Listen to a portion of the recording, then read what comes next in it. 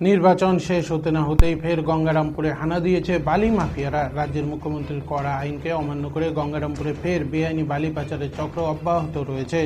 মুখ্যমন্ত্রী প্রণীত আইনকে কার্যত লাথি দিয়ে এবং প্রশাসনিক নিষ্ক্রিয়তাকে কাজে লাগিয়ে দিনের পর দিন গঙ্গারামপুর শহরের বনগাঁ সংলগ্ন পুনর্ভাবা নদী থেকে নির্ভয়ে চলছে দিনের পর দিন অবৈধ বালু পাচার। নম্বর প্লেট ছাড়া ট্রাক্টরে বালু ডাকাতরা নির্ভয়ে বালু উত্তোলন করে দিনের আলোয় বালু মজুত করে কোটি কোটি টাকা আয় করছে। প্রসঙ্গত, মুখ্যমন্ত্রী বেআইনি বালি চোরাচালান রোধ করতে 2021 সালে বালি খনির নীতি ঘোষণা করেছিলেন। এই আইন প্রণয়নের পেছনে মুখ্যমন্ত্রীর মূল উদ্দেশ্য ছিল অবৈধ বালু চোরাচালান চক্রকে দমন করা এবং সরকারের রাজস্ব বৃদ্ধি করা। রাজ্যের প্রশাসনিক প্রধান এবং মুখ্যমন্ত্রী তৈরি আইন লঙ্ঘন করে গঙ্গারামপুরে বালি মাফিয়াদের দৌরাত্ম্য চলছে। যেখানে মুখ্যমন্ত্রী তৈরি আইন দুর্নীতিগ্রস্ত, সেখানে আইন শৃঙ্খলা বাহিনী কি ভূমিকা পালন করছে তা নিয়ে প্রশ্ন উঠতে শুরু করেছে। এখন মূল প্রশ্ন, এই বেআইনি কর্মকাণ্ডের পেছনে কারা? আসলে প্রশাসনিক নিষ্ক্রিয়তার কারণ কি? বালু পাচার চক্রের খবর জানাজানি হতেই সাংসদ সুকান্ত মজুমদার জেলা ম্যাজিস্ট্রেটের কাছে লিখিত অভিযোগ দায়ের করেন। এরপরও বালু চোরাচালান বন্ধ হয়নি, উল্টে দ্বিগুণ পরিমাণে বালু চোরাচালান চক্র চলছে। ফলে স্বাভাবিকভাবে প্রশাসনিক দায়িত্ব ভূমিকা নিয়ে প্রশ্ন উঠতে শুরু করেছে।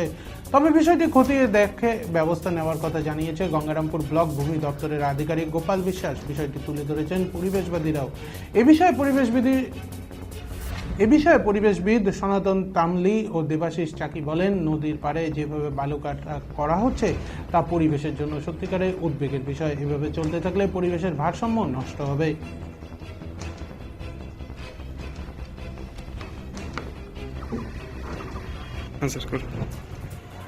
নদীতে অবৈধভাবে বালি উত্তোলন মোটেও কাম্য নয়।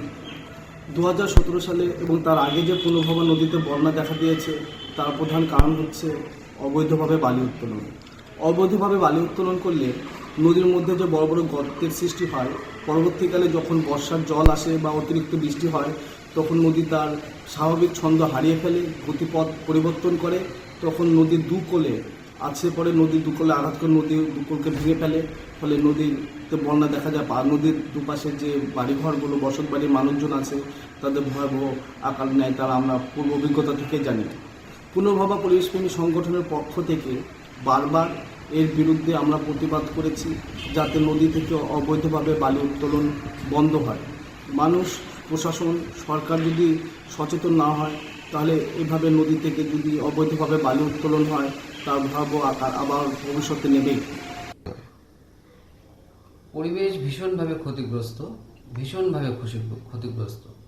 শুধু পুনর্ভবা নয়, পশ্চিমবঙ্গ তথা ভারতবর্ষেরও কিছু কিছু নদীকে যদি চিহ্নিত করা যায় তাহলে চিত্র প্রায় সবখানেই একই রকম।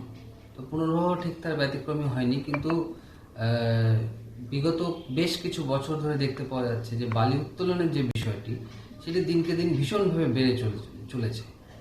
এর ফলে পুনর্ভবা নদী ভীষণভাবে ক্ষতিগ্রস্ত হচ্ছে। প্রশাসনিক দিকে কতটা মনে হয় আপনাদের এই বিষয়ে নজর দেওয়া উচিত বা সক্রিয় থাকা উচিত?